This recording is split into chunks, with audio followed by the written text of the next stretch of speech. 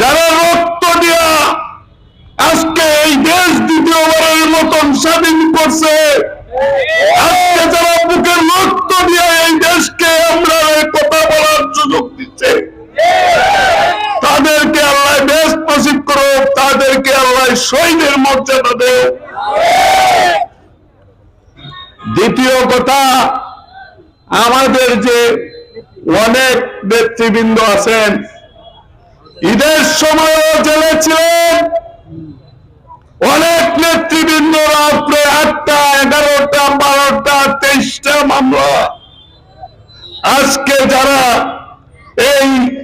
এই স্বৈরাচারের বিরুদ্ধে লড়তে গিয়ে জেল কাটছেন, অনেকে আমি দেখতেছি এখানে দাঁড়ায় আছেন, অনেকে এসে বসবার সুযোগ পান নাই। তারা হইল আমাদের মূল নেতা,